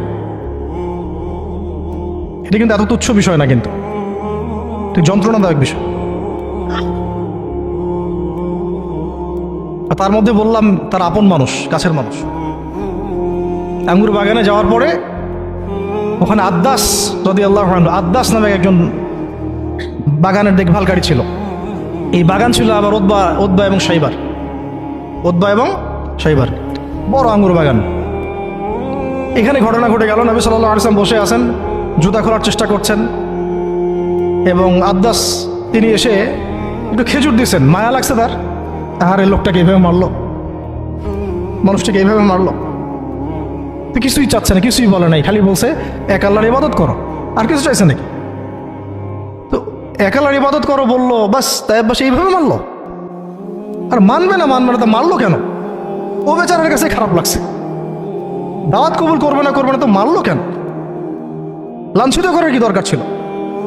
কবুল না করলে চলে যাবে, বা কবুল না করলে তারা ফিরাই দিবে, মারার কি দরকার আছে? তার মায়া লাগছে খুব, সে এসে কিছু খেজুর দিছে খাইতে, পানি দিছে খাইতে। ওই অবস্থায় নবী সাল্লাল্লাহু আলাইহি ওয়াসাল্লাম পানির গ্লাস নিয়ে খেজুর নিয়ে বিসমিল্লাহির রহমানির রহিম, বিসমিল্লাহ বলছেন। বিসমিল্লাহ শুনে সে আদ্দাস, তার খুব ভালো লাগছে যে এই শব্দটা আপনি কোথা থেকে পেলেন? তো নবীজি তাকে জিজ্ঞাসা করছেন, তোমার নাম কি? আদ্দাস। কোথায় থাকো? আমি নিনওয়ার নামক একটা জায়গা থেকে আসছি। এটা শুনে নবী সাল্লাল্লাহু আলাইহি ওয়াসাল্লাম বলছেন যে, ও আচ্ছা, তার মানে তুমি আমার ভাই ইউনুসের এলাকার মানুষ। তুমি আমার ভাই ইউনুসের এলাকার মানুষ? আপনি কিভাবে ইউনুসকে চিনেন? ইউনুস আমার ভাই, নবীগণ সবাই বৈমাত্রিক ভাই, আমি আল্লাহ রসুল, সেও আল্লাহ নবী। তখন তিনি ইসলাম কবুল করেন। আদ্দাস রাদিয়াল্লাহু, তার নামে ওখানে এখন মসজিদ আছে। হ্যাঁ, ওখানে আপনারা গিয়ে দেখবেন মসজিদ আছে। এই জায়গায় যায়েদ বিন হারেসা রাদিয়াল্লাহু আনহুর ভূমিকাটা দেখেন। এবার নবী সাল্লাল্লাহু আলাইহি ওয়াসাল্লাম ওই জায়গায় বসে দোয়া করতেছেন। এটা শেষ অংশ, দোয়া করতেছেন। এই দোয়ার লফজ যদি আরবি বুঝতে পারতেন, তাহলে মানে আমার এতগুলো কথা বলা সার্থক হতো। আর মানে আমি যদি মানুষকে এই দোয়ার শব্দগুলোর অর্থ বুঝাইতে পারতাম, ওই ক্ষমতা যদি আমার থাকতো, আমার মনে হয় না এই ক্ষমতা কোনো ওলামায়ে কেরামের আছে।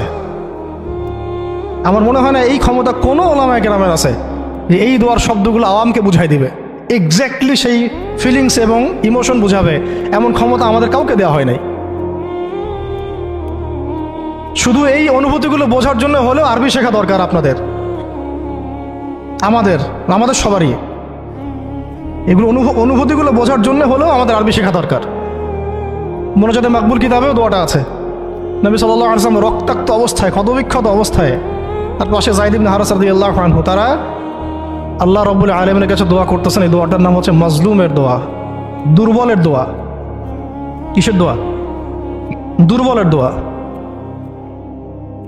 দোয়ার শব্দগুলো এমন ছিল, আল্লাহুম্মা ইন্নাকা তাসমাউ কালামি, আল্লাহুম্মা ইন্নাকা তাসমাউ কালামি, হে আল্লাহ, নিশ্চয়ই আপনি আমার কথা শুনছেন। আমাদের নবীজি বলছেন, আল্লাহুম্মা ইন্নাকা তাসমাউ কালামি, আল্লাহ আপনি নিশ্চয়ই আমার কথা শুনছেন। ওয়া তারা মাকানি, এবং আমার যে মাকান, আমার অবস্থা আপনি দেখছেন। ওয়া তা'লামু সিররি ওয়া আলানিয়াতি, আল্লাহ আপনি আমার বাহিরের অবস্থাও জানেন, ভিতরের অবস্থাও জানেন। আমার বাহিরের হালত আপনি জানেন, ভিতরের হালত আপনি জানেন, প্রকাশ্য অবস্থা আপনি জানেন, গোপন অবস্থা আপনি জানেন। তা'লামু সিররি ওয়া আলানিয়াতি লা ইয়াখফা আলাইকা শাইউম মিন আমরি, আমার কোনো কাজই আপনার কাছে গোপন না। আসলে আমার কি হালত, কি অবস্থা, আমার উপর দিয়ে কি গেছে, কি গেল, কি প্রকাশ্য, কি গোপন, কি সত্য, কি মিথ্যা, আল্লাহ আপনি সব জানেন। বলা কথা না বলা কথা সব আপনি জানেন। তা'লামু সিররি ওয়া আলানিয়াতি লা ইয়াখফা আলাইকা শাইউম মিন আমরি। এরপরে নবীজি বলছেন ওয়া আনাল বাঈসুল ফাকিরুল মুস্তাগীসুল মুস্তাজির আল ওয়াজিলুল মুশফিকুল মুকির আল মু'তারিফু বিযামবি। এক একটা শব্দ কিভাবে বুঝাবো আপনাদেরকে, আমার কাছে ভাষা নেই।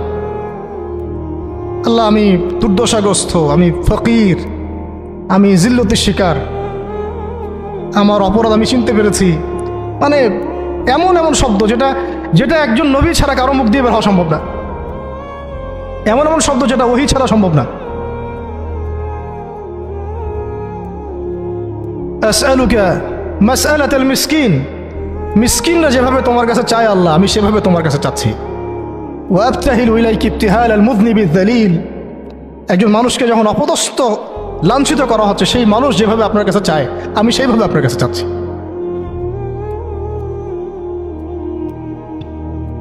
আরো অনেক শব্দ আছে, মাঝখানে লাইন আছে। একটা জায়গায় আছে অনেক বড় দোয়া, আল্লাহুম্মা ইয়া খায়রাল মাসউলিন ইয়া খায়রাল মু'তিন ইলাইকা আশকু দু'ফা কুওয়াতি।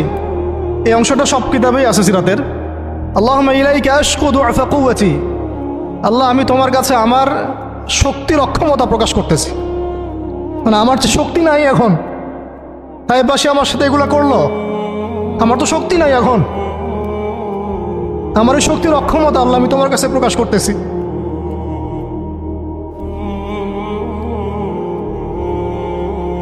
ইলাইকা আশকু দু'ফা কুওয়াতি, আমার শক্তির যে কুওয়াতের অক্ষমতা, দুর্বলতা আমি তোমার কাছে প্রকাশ করতেছি। ওয়া কিল্লাতা হিলাতি, ওয়া কিল্লাতা হিলাতি, এই যে সহনশীলতা, এই সয়ে নেওয়ার যে ক্ষমতার যে ঘাটতি, এগুলো আমি তোমার কাছে পেশ করতেছি। ওয়া হাওয়ানি আলান নাস, ওয়া হাওয়ানি আলান নাস, আর এই যে পুরো মানুষ, তায়েফের পুরো মানুষ আমার সাথে যা করলো, তাদের সাথে লড়াই করার যে আমার অক্ষমতা, বা তাদেরকে বুঝানোর যে অক্ষমতা আমার, তাদেরকে যে আমি বুঝাতে পারতেছি না, এটা যে আমার অক্ষমতা, এই হালত আমি তোমার কাছে পেশ করতেছি। আল্লাহুম্মা ইলাইকা আশকু দু'ফা কুওয়াতি ওয়া কিল্লাতা হিলাতি ওয়া হাওয়ানি আলান নাস। কি শব্দ বলছি, ইলা মান তাকিলুনি, আল্লাহুম্মা ইলা মান তাকিলুনি, আল্লাহ তুমি আমাকে কাদের হাতে ন্যস্ত করলা, আল্লাহ তুমি আমাকে কাদের হাতে ন্যস্ত করলা। ইলা আদুইন বাঈদিন ইয়াতাহাজ্জামুনি, আমাকে ঘর থেকে এত দূরে এনে, সেই মক্কা থেকে কত দূরে, আমাকে ঘর থেকে এত দূরে নিয়ে এসে আল্লাহ তুমি তোমার শত্রুদের হাতে আমাকে ন্যস্ত করলা। ইয়াতাহাজ্জামুনি, যারা চতুর্দিক থেকে আমাকে পাথর মারতেছে।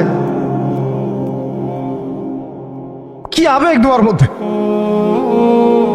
কি ভাষা, কি লফজ। ইলা আদুইন বাঈদিন ইয়াতাহাজ্জামুনি, তুমি আমাকে আল্লাহ ঘর থেকে বের করে এত দূরে নিয়ে আসলা, শত্রুদের হাতে সমর্থ করলা, তারা আমাকে চতুর্দিক থেকে পাথর মারতেছে।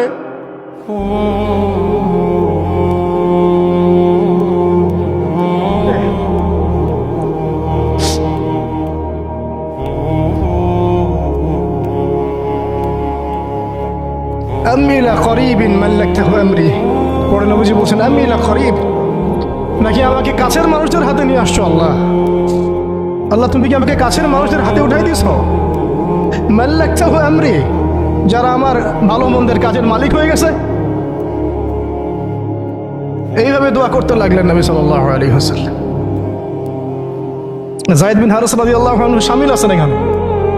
তারপরে নবীজি বলছেন ইল্লান তাকুন সাখিতুন আলাই ফালা উবালি, আল্লাহ এত কিছুর পরে যদি তুমি আমার প্রতি অসন্তুষ্ট না হও আমার কিছুই যায় আসে না। আল্লাহ এত কিছু হয়ে গেল, এরপরে যদি তুমি আমার উপর অসন্তুষ্ট না হও অন্তত আমার কিছুই যায় আসে না। আলহামদুলিল্লাহ, ইল্লাম তাকুন সাখিতুন আলাই ফালা উবালি, তুমি যদি আমার উপর আল্লাহ অসন্তুষ্ট না হও, তোমার কাছে আমি ঠিক থাকতে পারি, তোমার কাছে আমার অবস্থান ঠিক থাকে আল্লাহ, ফালা উবালি, আমি এসবের কোনো কিছুর পরোয়া করি না। কিভাবে বুঝবেন এই ভাষার শব্দগুলো? ঠিক এইরকম শব্দেই দোয়া করেছিলেন খুবাইব রাদিয়াল্লাহু আনহু যখন তাকে শুলে চড়ানো হবে, এবং তিনি তখন শুলদণ্ড অনেক কঠিন, জীবন্ত একটা মানুষকে মেরে ফেলা, পিছন দিক থেকে লোহা আছে না, এগুলো এগুলো প্রবেশ করিয়ে মাথা দিয়ে বের করে দেয়। শুলদণ্ড খুবাইব বিন আদি রাদিয়াল্লাহু আনহুকে শুল দেওয়া হয়েছে। এটা রাজির ঘটনা, সিরাতে পড়বেন, রাজির ঘটনা। ট্র্যাপে ফেলে হত্যা করা হয়েছে। যখন তাকে শুলে দেওয়া হচ্ছে তখন তাকে বলা হয়েছে যে তোমার জায়গায় যদি মুহাম্মদকে হত্যা করা হয় তুমি কি খুশি হবা? তোমাকে ছেড়ে দিয়ে যদি মুহাম্মদকে হত্যা করা হয়? বলছেন যে আমার জায়গায় মুহাম্মদকে হত্যা করা তো দূরের কথা, সাল্লাল্লাহু আলাইহি ওয়াসাল্লাম, তার একটা লোম বাঁকা হোক আমি সেটাও চাই না, সেটাও সহ্য করতে পারবো না।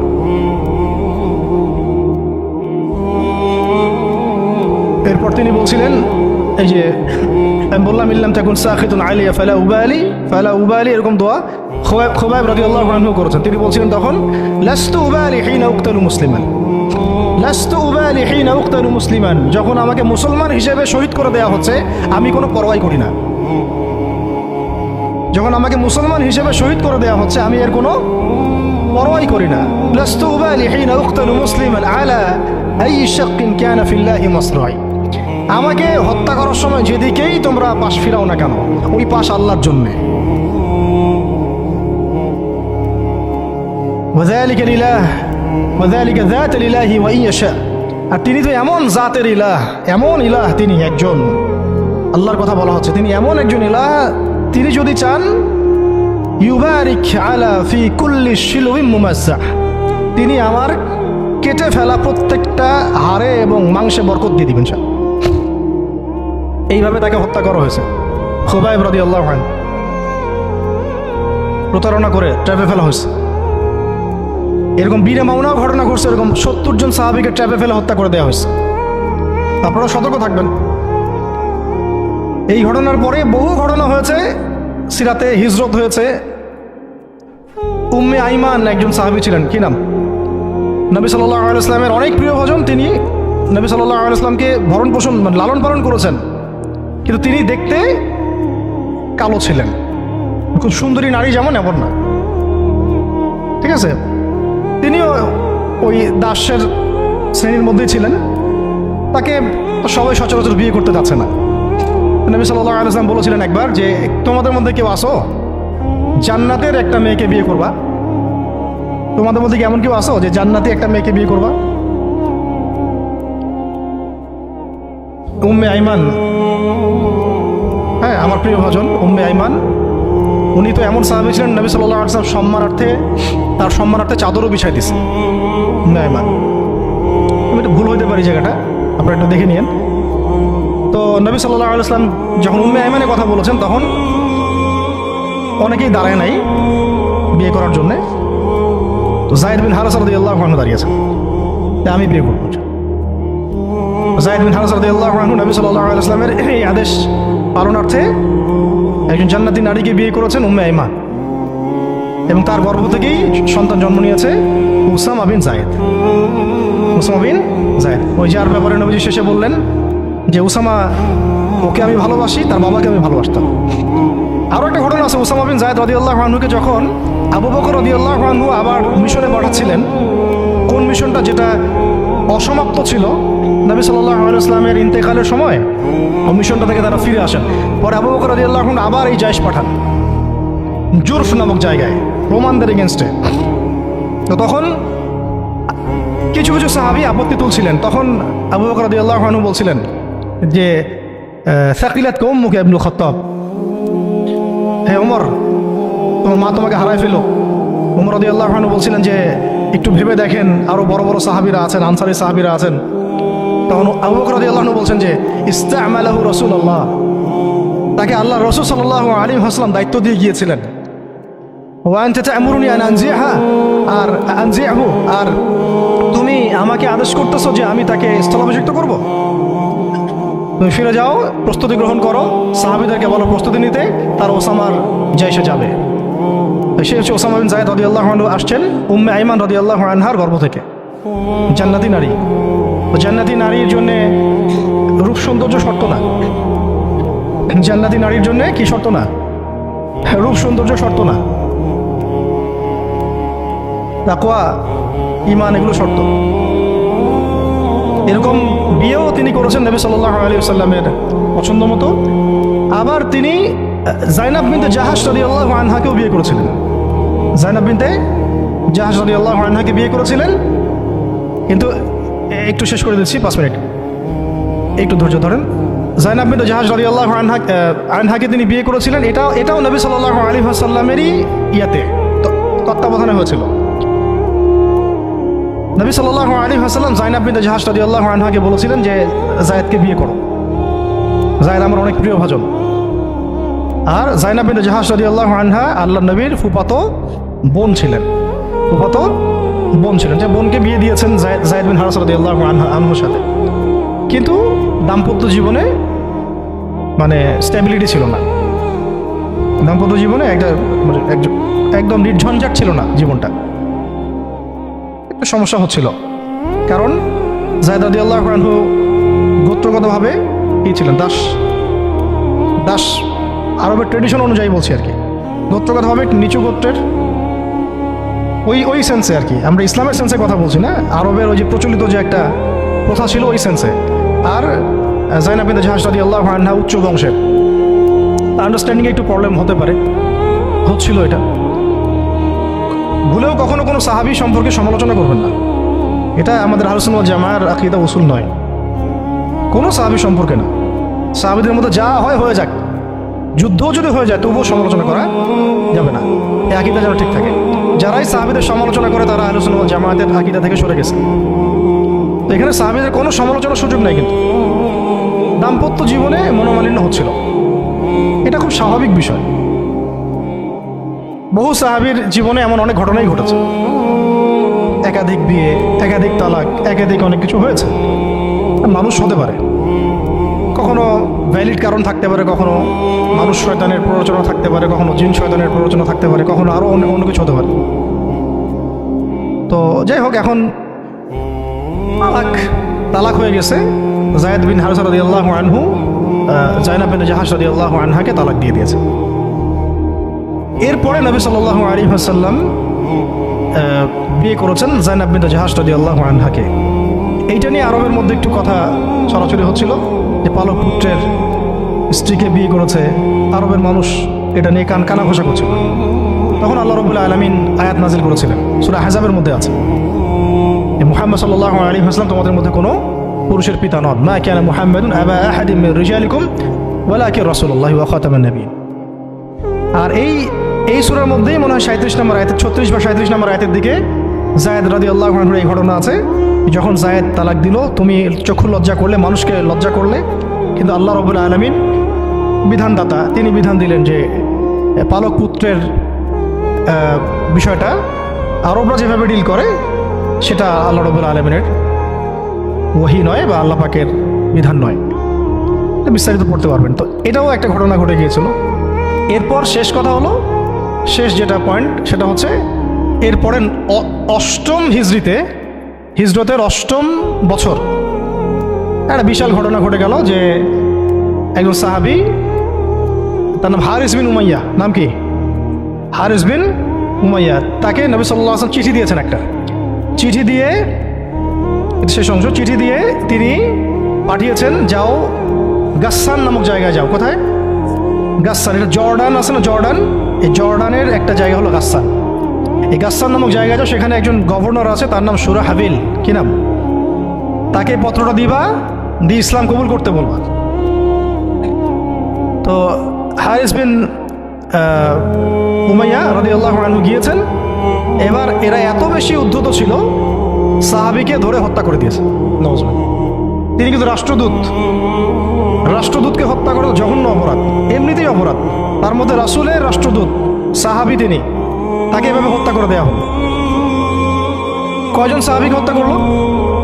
কয়জন? এর আগে আমি একটা ঘটনা বলছিলাম না, বনু কাইনুকার ঘটনা।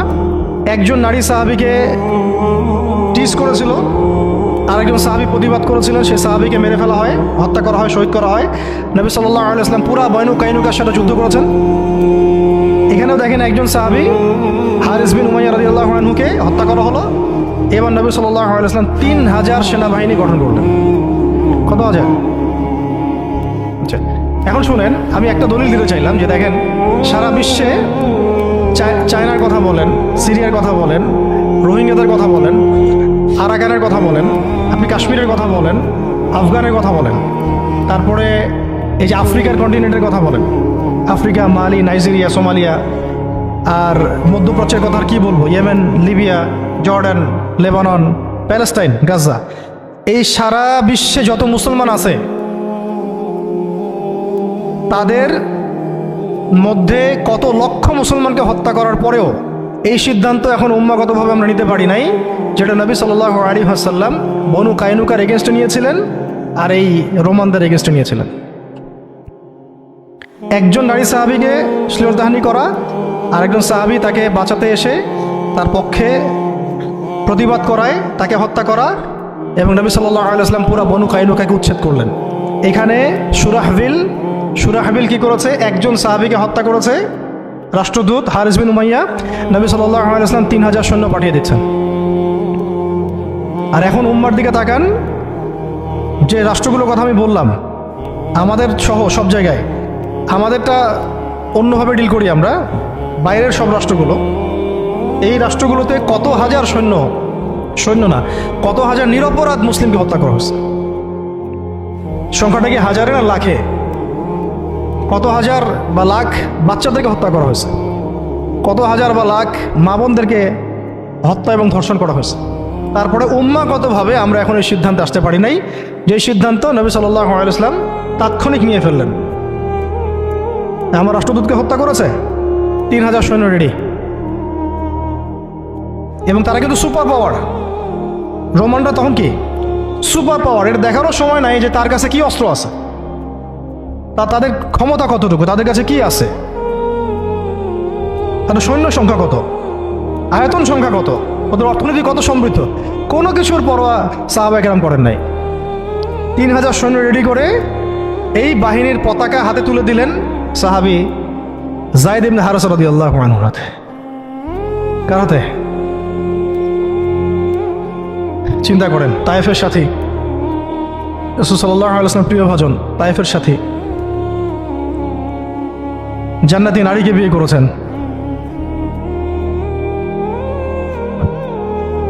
এবং বলে দিলেন যদি জায়েদ শহীদ হয়, কথার বলার উদ্দেশ্য হচ্ছে জায়েদ শহীদ হবে, হতে পারে ইনশাআল্লাহ, তাহলে পতাকা উঠায় নেবে আব্দুল্লাহ বিন রওয়াহা রাদিয়াল্লাহু আনহু। যদি আব্দুল্লাহ বিন রওয়াহা শহীদ হয়, পতাকা উঠাই নেবে জাফর ইবনে আবি তালেব। যদি জাফর শহীদ হয় বা আব্দুল্লাহ বিন রওয়াহা শহীদ হয়, তাহলে পতাকা তোমাদের মধ্য থেকে কাউকে তোমরা আমির বানায় নিও। হ্যাঁ, পরে ছিল সেখানে খালিদ বিন ওয়ালিদ রাদিয়াল্লাহু আনহু। তো তিনি তখন নতুন নতুন ইসলাম কবুল করেছেন, তাই সবার আগে তাকে আমির করা হয় নাই। খালিদ বিন ওয়ালিদ রাদিয়াল্লাহু আনহু প্রায় 100টার মতো যুদ্ধ করেছেন ইসলামের পক্ষে, কোনো যুদ্ধে তিনি হারেন নাই, কোনো যুদ্ধে পরাজয় বরণ করেন নাই। উহুদের যুদ্ধে বিপর্যয়ে তো তার হাত দিয়ে হয়েছে, তাই না? তো তিনি যুদ্ধ কৌশলে অনেক পারদর্শী খালিদ বিন ওয়ালিদ রাদিয়াল্লাহু আনহু। এখানে আমরা ফোকাস করতেছি একজন সাহাবীর দিকে, বাকি অন্য ঘটনা ইনশাল্লাহ অন্যদিন হবে, আজকে শেষ করে দিচ্ছি। যায়েদ ইবনে হারেসা রাদিয়াল্লাহু আনহুর হাতে পতাকা দেয়া। তিনি গেলেন ওখানে, যখন যাওয়ার পরে দেখলেন যে সুবহানাল্লাহ, কোথায় আমরা 3000, আর এদের মধ্যে তো রোমান সৈন্যই 1 লাখ। রোমান সৈন্য হচ্ছে 1 লাখ সৈন্য, এটা কোনো যুদ্ধ হয় নাকি? 1 লাখ সৈন্য একদিকে 3000 সৈন্য দাঁড়ায় আছে, এটা কোনো যুদ্ধ হয় কখনো? এই যুদ্ধ, এইরকম সৈন্য সংখ্যা থাকলে, এরকম কুওয়াতের ব্যাপার থাকলে, কোনো স্কলারশিপ অফ ইসলামও এখন বলবে না যে ওদের সাথে যুদ্ধ করা জায়েজ। কোনো আলেমও মনে হয় ভুলেও ফতোয়া দিবে না যে তাদের সাথে যুদ্ধ করা জায়েজ হতে পারে।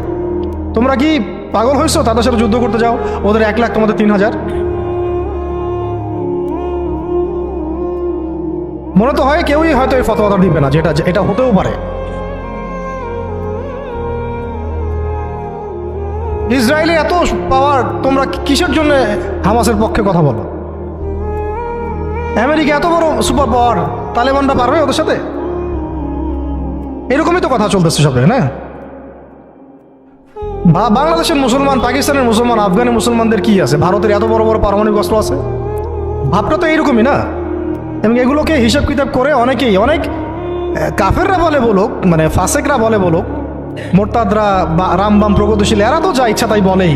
ওদের কথা আমরা কখনো দেখিও না। কিন্তু ইসলামপন্থী বহু মানুষও বলে যে তোমরা তো সুইসাইড করতে চাচ্ছ, সুইসাইড অ্যাটেম্প্ট হবে এটা। ওরা এত শক্তিশালী, আমাদের কিছুই নাই, অর্থনীতি দুর্বল, জনবল দুর্বল, আমাদের সংখ্যা দুর্বল, অস্ত্রশস্ত্র দুর্বল। মুসলমানরা কখনো এগুলোর বলে কখনো জয়লাভ করে নাই।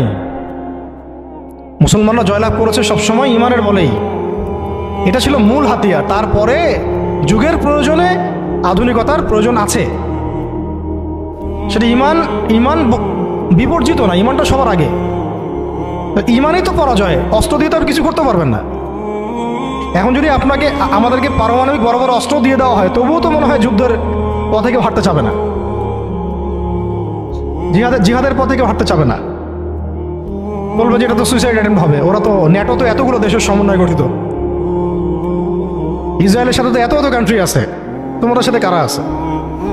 ইসরায়েলের সাথে এত বড় বড় কান্ট্রি তো আছেই, 50টা 60টা 70টা। হামাসকে তো এখনো নির্মূল করতে পারলো না, পারছে? আমেরিকার সাথে তো এত বড় বড় রাষ্ট্র ছিল, তালেবান থেকে তো নির্মূল করতে পারে নাই। তো মিসাল তো এখনো দেখা যায় পৃথিবীর বুকে। জাতিগতভাবে আমরা ওই জায়গায় হাঁটতেই পারি নাই, ওই পথে আমরা হাঁটতে পারি নাই। শুধু দাওয়াত দিয়ে সারা বিশ্বে খিলাফা কায়েম হবে না। যারা বলে দাওয়াতই একমাত্র মেহনত, শুধুমাত্র দাওয়াত দিয়ে সারা বিশ্বে খিলাফা কায়েম হবে না, ইসলামী ইমারা কায়েম হবে না।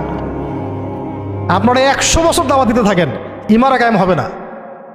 শুধু দাওয়াত দিয়ে রাসূল সাল্লাল্লাহু আলাইহি ওয়াসাল্লাম একেবারে আরব আজম এইটা জয় করেন নাই। দাওয়াতের সাথে জিহাদও ছিল। হ্যাঁ, এটা আলাদা আলোচনা যে এটা শর্ত কি হবে, প্রস্তুতি কি হবে, উসুল কি হবে, এটা আলোচনা করতে চাইলে আলোচনা হতে পারে। আলোচনার তো জায়গায় রাখেন নাই আপনারা, সব তো বন্ধ, তো দরজাই বন্ধ। বরং এগুলো নিয়ে যারাই 2-4টা কথা বলছে ওরা তো শেষ, সমাজই ওদেরকে মেনে নেয় নাই। ইসলামপন্থী ভাই বোনরাই মেনে নেয় নাই, কাফেররা মানা তো বহু দূরের কথা। কাফেররা তাদের মাথার দাম নির্ধারণ করছে। কিন্তু আস্তে আস্তে বিশ্ব এদিকে যাবেই, আমরা চাই আর না চাই, ওয়ার্ল্ড এদিকে যাবে, আখিরুজ্জামান এদিকেই যেতে থাকবে। তো আল্লাহ পাক আমাদের নসিবে যদি এটা থাকে এবং আমাদের উপরে যদি এটা কোনো না কোনোভাবে অবধারিত হয়ে যায়, আল্লাহ পাক আমাদেরকে কুওয়াতের সাথে অংশ নেওয়ার তৌফিক দেন।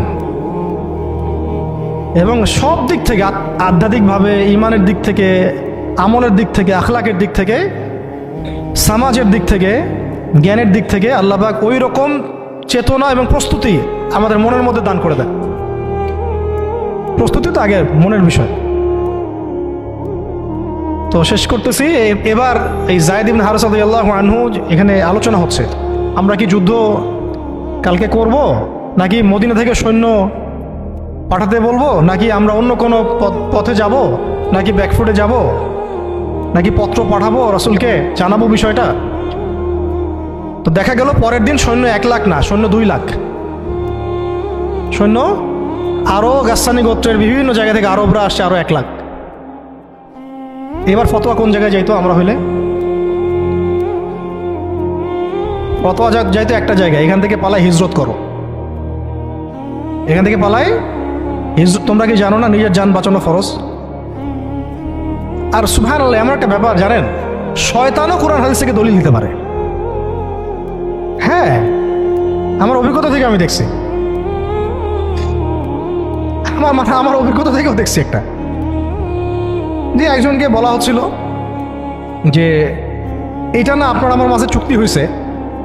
হ্যাঁ, তো এই চুক্তি মানতে আপনার অসুবিধা কোথায়? সে বলতেছে যে এই চুক্তি যখন হয়েছে তখন আমি বুঝতে পারি নাই কোনটা ঠিক কোনটা বেঠিক।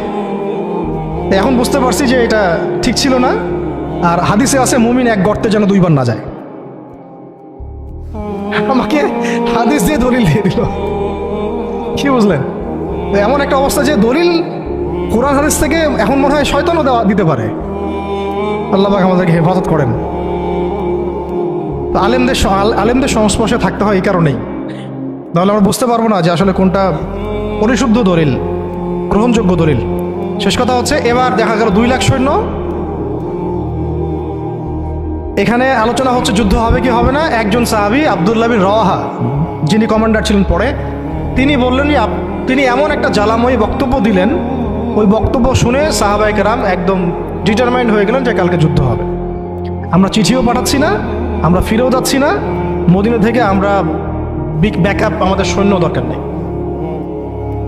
বিশাল বক্তব্য ছিল, এটা সিরাতের কিতাবে আছে। শুধু এতটুকু বলতেছি, উনি 2টা লাইন বলেছেন স্পেশালি। একটা হলো যে, হে আমার ভাইরা, আমরা কি উদ্দেশ্যে বাসা থেকে বের হয়েছি আজকে?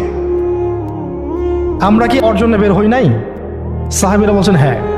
যদি আমরা কালকে যুদ্ধ করি এবং শহীদ হই, তাহলে আমরা জান্নাতে হুরিন আইনদের সাথে আমাদের মঞ্জিল, আমাদের বাসস্থান ইনশাআল্লাহ অবধারিত হয়ে যাবে। আর যদি আমরা গাজী হই, তাহলে আমরা সারা জীবন আল্লাহর কাছে সম্মানিত থাকব। আর যদি আমাদের দেহকে কেটে দ্বিখণ্ডিত করে ফেলা হয়, তো এটার জন্যই তো আমরা বাসা থেকে বের হয়েছি। এরকম কয়েকটা কথা উনি বললেন, অল্প কথা। কোনো সাহাবী আর দ্বিতীয় কোনো বাক্য ব্যয় করলেন না। ঠিক আছে, কালকে যুদ্ধ হবে। এমন রক্তক্ষয়ী যুদ্ধ হয়েছে এই 2 লাখের এগেনস্টে 3000 নিয়ে। সৈন্যদেরকে এমনভাবে বিন্যাস করেছেন সাহাবায়ে কেরাম যে ওদের চোখে মনে হচ্ছিল যে মুসলিমরা অনেক। খালিদ বিন ওয়ালিদ রাদিয়াল্লাহু আনহু বলছেন যে ওই দিন শুধু আমার হাতেই 9টা তরোয়াল ভেঙে গেছে। মানে কাফেরদেরকে মারতে মারতে মারতে মারতে এমন একটা অবস্থা হয়েছে আমার 9টা তরোয়াল ভেঙেই গেছে। তাহলে কতজন কাফেরকে তিনি জাহান্নামে পাঠাইছেন সেটা আপনারা চিন্তা করেন। শেষে ছোট নাকি একটা ইয়েমেনের চাকু ছিল, ওই ছোট একটা চাকু দিয়ে আমি যুদ্ধ করছি। এটা বলছেন কে? খালিদ বিন ওয়ালিদ রাদিয়াল্লাহু আনহু। প্রথমে পতাকা যায়েদ বিন হারেসা রাদিয়াল্লাহু আনহুর হাতে ছিল। ওনার ঘোড়া উনি ছুটিয়েছেন, শত্রু বাহিনীর যে এই সারিগুলো, কাতারগুলো, এটাকে ভেদ করে সামনে চলে গেছেন। তার যতগুলো আঘাত সবগুলো দেহের সামনের দিকে বেশি, পিছনের দিকে নাই। মানে পিছন থেকে আক্রমণ করতে তাকে পারতেছে না। আর যে মানুষ তায়েফের বুকে পাথর নিয়ে এখানে আসছেন, যে মানুষের জীবনে এত চড়াই উতরাই চলে গেছে, এবং যে মানুষ তার প্রিয়তমাকেও ছাড়তে হলো, সেই মানুষের জন্য শাহাদাতের চেয়ে সৌভাগ্যের আর কি হতে পারে, আর কাঙ্ক্ষিত আর কি হতে পারে? দুনিয়া তো তার দেখা শেষ। তিনি তো এখন চাচ্ছেন জান্নাতে যেতে। এই মাঠ থেকে যেন তিনি ফিরতেই চাচ্ছেন না। আর যেহেতু নবী সাল্লাল্লাহু আলাইহি ওয়াসাল্লাম বলেছেন যদি যায়েদ শহীদ হয় তাহলে তুমি পতাকা নিও, তো তিনি তো জানেন তিনি আর ফিরবেন না। আর কোনো সাহাবী ফেরার জন্য কখনো ময়দানে যান নাই। তো তিনি সেখানে শহীদ হয়ে যান। তার গায়ে প্রায় 50টা আঘাতের চিহ্ন ছিল। দূর থেকে একটা বর্ষাও কিন্তু খুব কঠিন বিষয়। একটা লোহার বর্ষা গায়ের ভিতর ঢুকে যাওয়া এত চারটাখানি কথা না, এর চেয়ে তো বুলেট লাগাও সহজ মনে হয়। একটা বর্ষা ঢুকে যাওয়া আর সেই অবস্থায় জান চলে যাওয়া, এইভাবে তার শাহাদত হলো। যায়েদ বিন হারেসা রাদিয়াল্লাহু আনহুর নাম ইতিহাসে অমর হয়ে থাকলো। এরপরে পতাকা হাতে নেন আব্দুল্লাহ বিন রওয়াহা রাদিয়াল্লাহু আনহু। তার ব্যাপারে ইনশাআল্লাহ আরেকদিন কথা হবে। তিনি তো নিজের মনে ঘোড়ার পা কেটে ফেলছেন। তিনি এবং জাফর ইবনে আবি তালিব রাদিয়াল্লাহু আনহু, তারা ঘোড়ার পা কেটে ফেলছেন যাতে ঘোড়ায় চড়ে পালিয়ে যাওয়ার কোনো সুযোগ চিন্তাও মাথায় না আসে। এবং তিনি একটা কবিতা আবৃত্তি করেছিলেন। আব্দুল্লাহ বিন রওয়াহা রাদিয়াল্লাহু আনহু অনেক বড় মাপের কবি ছিলেন। এত সুন্দর লিখতে পারতেন, কবিতা আবৃত্তি করতে পারতেন, বলতে পারতেন। এটা অনন্য ছিল তার কাছে। খন্দকের দিন তিনি কবিতা আবৃত্তি করছিলেন। আল্লাহুম্মা লাউলা আনতা মাহতাদাইনা ওয়ালা তাসাদদাকনা ওয়ালা সাল্লাইনা, এরকম করে কবিতা আবৃত্তি করছিলেন। নাহনু আল্লাযী বায়উ মুহাম্মাদা আলাল জিহাদি মা বাকিনা মিন্না আলাল জিহাদি মা বাকিনা আবাদা। আরবি কবিতাগুলো সুবহানাল্লাহ এত সুন্দর। তো তিনি কবিতা আবৃত্তি করতে করতে, যুদ্ধ করতে করতে শহীদ হয়েছেন আব্দুল্লাহ বিন রওয়াহা রাদিয়াল্লাহু আনহু। এরপরে জাফর রাদিয়াল্লাহু আনহু পতাকা নেন এবং যে হাতে পতাকা নিয়েছেন সে হাতটা কেটে পড়ে গেছে, একজনকে আঘাত করছে রোমান সৈন্যদের মধ্যে। রোমান অনেক প্রশিক্ষিত ছিল, তার মধ্যে 2 লাখ নিয়ে আসছে, মানে একজন সাহাবীর চারপাশে কতজন ঘিরে ফেলছে এটা তো ঠিক নাই। এইগুলো আমরা কি দেখি গণতান্ত্রিক মারামারি, এগুলো তো কিছু না। ওটা তো সম্মুখ সমরের ব্যাটল ফিল্ড ছিল, মানে সম্মুখ সমরের ব্যাটল ফিল্ড। এখন কি মিসাইল মারা হয় দূর থেকে, এক জায়গা থেকে মিসাইল মারছে আরেক জায়গায় গিয়ে পড়তেছে। কাপুরুষের যুদ্ধ এগুলো তো কাপুরুষদের যুদ্ধ। এটা ছিল সম্মুখ সমর ব্যাটল, এটাই ছিল ব্যাটল। একজনকে মিনিমাম এখানে 50 জনের সাথে ডিল করতে হচ্ছে। আর চিন্তা করেন সাহাবীরা কি কি পারদর্শী ছিলেন যুদ্ধে, কি পরিমাণ সাহসী ছিলেন, কি পরিমাণে তারা দুরন্ত ছিলেন, হ্যাঁ, কি পরিমাণে তারা দুঃসাহসী ছিলেন। শুধু সাহসী বললে ভুল হবে, দুঃসাহসী ছিলেন। কি শৌর্যবীর্য ছিল, আর কি পরিমাণ কৌয়াত ছিল তাদের কাছে, আর কত প্রশিক্ষিত স্কিল ছিলেন তারা, যে একাই 10 জন 20 জন 50 জনকে বার্তা দিতেন না। তো আর আমাদের তো সব যুদ্ধ আর ফেসবুকে, আর কি যত মানে কাজ সব ফেসবুকে। অর্থাৎ বাস্তবিকভাবে কিন্তু দেখবেন যে 1 2 জনের সাথেও মানে ফাইট করার মতো হয়তো ওই ক্যাপাবিলিটিও নেই। করছে দেখা যায় কাফেররা অনেক শক্তিশালী হয়ে বসে আছে।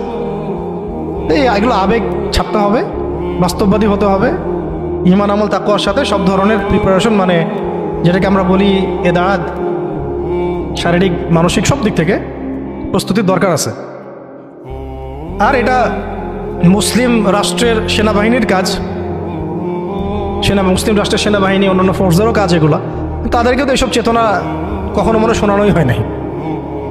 যা শুনে তারা হয়তো সেটা ব্যক্তিগতভাবে তারা শোনে।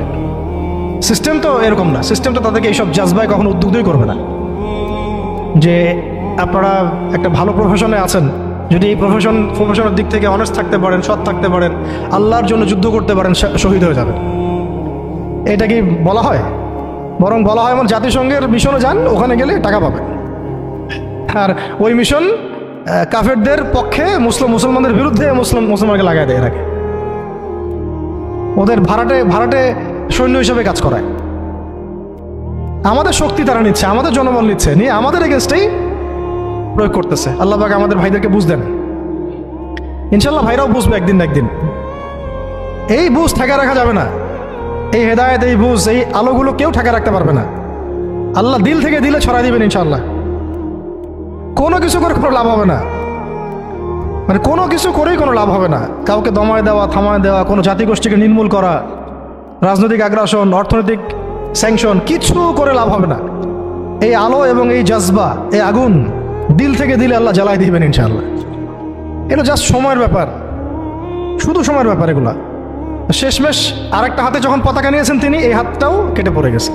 ওই অবস্থা চিন্তা করেন, তখন তিনি বুকের সাথে পতাকাটাকে এভাবে জড়ায় ধরে রাখছেন। কে? জাফর ইবনে আবি তালহা রাদিয়াল্লাহু আনহু। ব্যাস, তারপরে কাফের কয়েকজন এসে তাকে দ্বিখণ্ডিত করে ফেলে। জর্ডানে এখনো তাদের রওজা কবর এখনো আছে, তাদের কবর এখনো ওখানেই আছে, মোতার প্রান্তরেই আছে। এইভাবে মুসলিমদের মধ্যে শহীদ হয়েছে মাত্র 12 জন সাহাবী। মাত্র 12 জন সাহাবী শহীদ হয়েছেন এই যুদ্ধে, মোতার যুদ্ধে। আর আমি তো বললাম খালিদ বিন ওয়ালিদ রাদিয়াল্লাহু আনহু একাই 9টা তরোয়াল ভাঙছেন। এরপরে পতাকা হাতে নেন খালিদ ইবনুল ওয়ালিদ রাদিয়াল্লাহু আনহু, এবং তিনি এমনভাবে সাহাবীদেরকে ফাংশন করেছেন যে যুদ্ধও করছেন, আবার ব্যাকফুটেও আসছেন, আবার সামনে যান, আবার পিছনে আসেন, সামনে সৈন্য পিছনে, পিছনের সৈন্য সামনে, ডানেরটা বামে, বামেরটা ডানে। ওরা হকচকায় গেছে, মনে করছে যে মনে হয় অনেক ফোর্স মনে হয় পিছন থেকে আসতেছে। আর আল্লাহ পাকের সাহায্য তো আছেই, ফেরেশতা নাজিল করে আল্লাহ সাহায্য করেন। ওদের মনে আল্লাহ ত্রাস সৃষ্টি করে দিয়েছেন, ভয়ে। আল্লাহ পাক কাফেরদের মনে ভয় সৃষ্টি করে দিয়েছেন। তো ওরা আর সামনে আসার সাহস পায় নাই। আস্তে আস্তে এই বাহিনী পিছাতে মদিনা পর্যন্ত চলে আসছে। তার বিশাল ঘটনা মোতার যুদ্ধ। এই যুদ্ধে আমরা যায়েদ ইবনে হারেসা রাদিয়াল্লাহু আনহুকে দেখলাম, সেই তায়েফের সাথী, সেই ছোটবেলার সাথী, পালক পুত্র, সেখান থেকে মুক্ত হয়ে হিব্বু রাসূলিল্লাহ, হ্যাঁ, রাসূলের শানে, রাসূলের সম্মান, ভালোবাসার প্রমাণ দেওয়ার জন্য নিজের বুক উজাড় করে দিয়েছেন। পিঠ দেখেন নাই, বুক উজাড় করে দিয়েছেন। যাকে মহব্বত করেন তাকে একা ছেড়ে দেন নাই, যাকে মহব্বত করেন তাকে একা ছেড়ে দেন নাই যে সবাই পাথর মারুক আর সে থ্যাতলা হয়ে যাক, বিধ্বস্ত হয়ে যাক, ক্ষতবিক্ষত হয়ে যাক। বরং তিনি মহব্বতের পরিচয় দিয়েছেন এইভাবে যে নিজের গায়ে আঘাত নিয়েছেন, আঘাতগুলো নিজের গায়ে নিয়েছেন, তাও সরে যান নাই, দায়িত্ব থেকে অবহেলা করেন নাই। প্রকৃতপক্ষে এটাই হলো মহব্বতের পরিচয়। এমন মহব্বত যদি তাকদীরে নসিব হয়, অবশ্যই দুনিয়াতে আপনারা যে কেউ সৌভাগ্যবান। আর যদি এটা নসিব না হয়, এটাও একদিক থেকে আপনি সৌভাগ্যবান যে আপনি দুনিয়ার আসল হাকিকত বুঝতে পেরেছেন যে পরকালটা ঠিক এমনই হবে, পরকালটা ঠিক এমনই হবে, কবরটা এমনই হবে, হাসরটা এমনই হবে, মিজানটা এমনই হবে, পুলসিরাতটা এমনই হবে। ইয়াউমা ইয়াফিরুল মারউ মিন আখিহি ওয়া উম্মিহি ওয়া আবিহি ওয়া সাহিবাতিহি ওয়া বানিহি লিকুল্লি ইমরিন মিনহুম ইয়াউমাইযিন শা'নুন ইউগনি। সেদিন প্রত্যেকেই যার যার নফস নিয়ে থাকবে। শেষ কথা হচ্ছে, রাসূল সাল্লাল্লাহু আলাইহি ওয়াসাল্লামের কাছে এই খবরগুলো আসতে থাকলো যে যায়েদ শহীদ হলো, জাফর শহীদ হলো, আব্দুল্লাহ বিন রাওয়াহা শহীদ হলো। নবী সাল্লাল্লাহু আলাইহি ওয়াসাল্লাম ছুটে গিয়ে যায়েদ রাদিয়াল্লাহু আনহুর ছোট্ট মেয়েকে কোলে নিয়েছেন, নিয়ে কান্না শুরু করছেন। সাহাবীরা বলছেন, ইয়া রাসূলুল্লাহ, আপনিও কান্না করেন? তো নবীজি বলছেন যে এটা রহমত, আল্লাহর রহমত। আল্লাহ পাক যাকে ইচ্ছা তাকে এই রহমত দেন, কাঁদতে পারাটাও রহমত।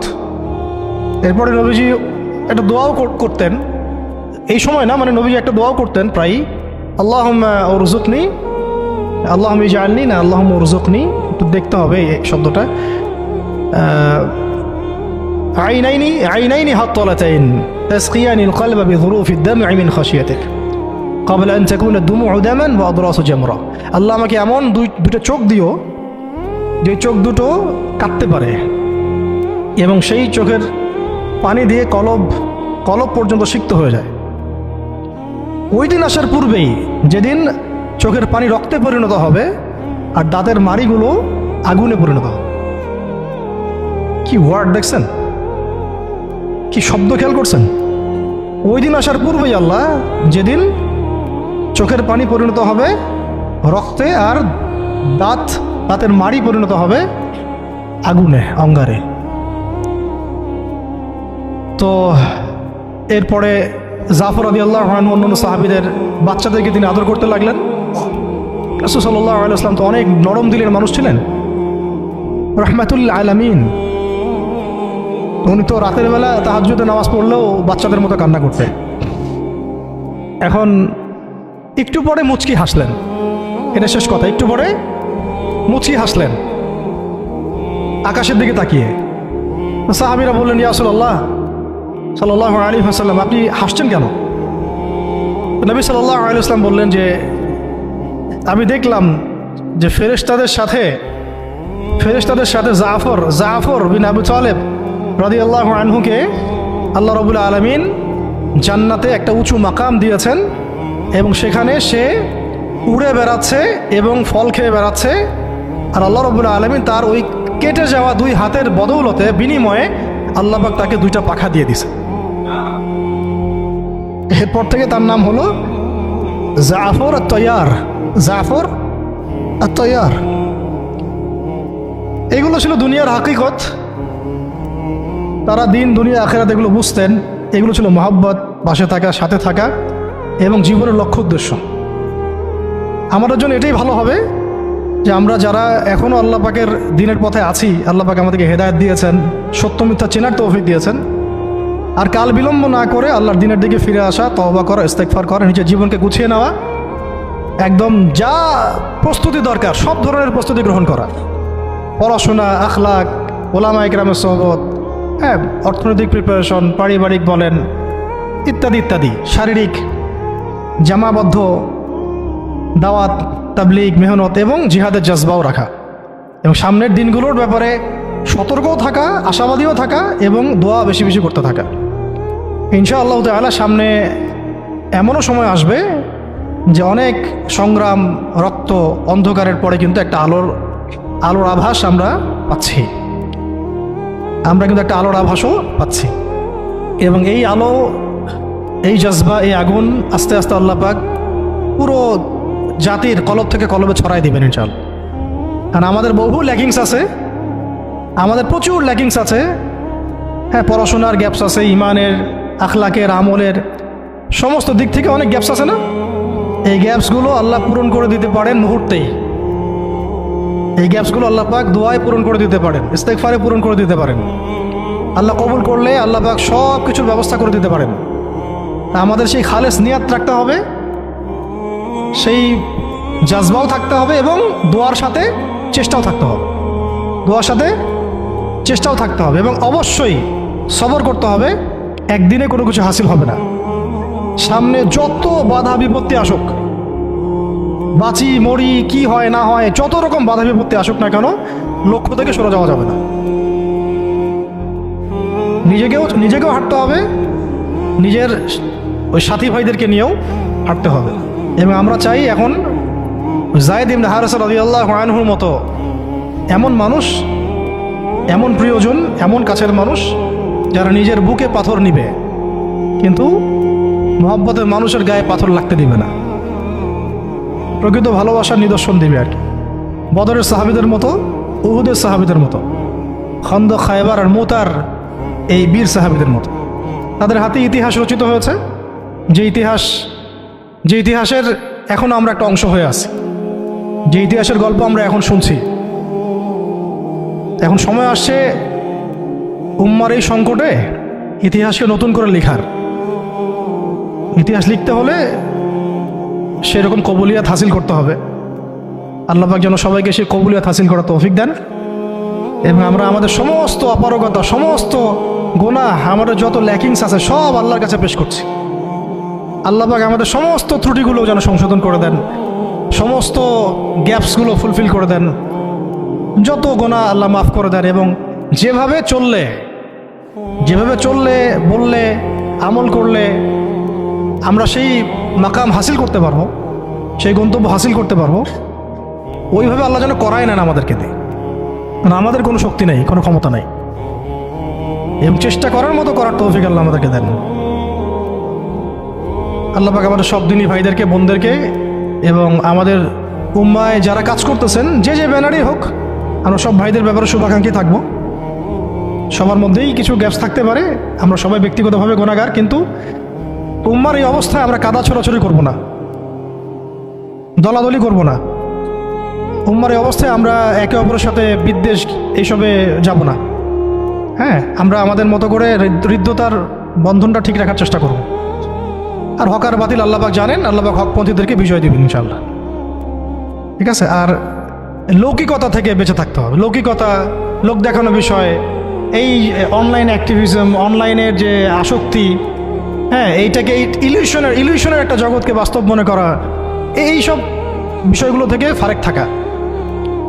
মাঠ পর্যায়ে কাজ করতে হবে। মাঠ পর্যায়ে যে ভাইরা কাজ করতেছেন তাদের সাথে থাকা দরকার আছে, এবং আমাদের যে মুসলিম ভাইরাই কাজ করতেছেন সবার হাত শক্তিশালী করার দরকার আছে। ঠিক আছে? আল্লাহ পাক আমাদের সবাইকে সাহাবীদের মতো কবুল করেন।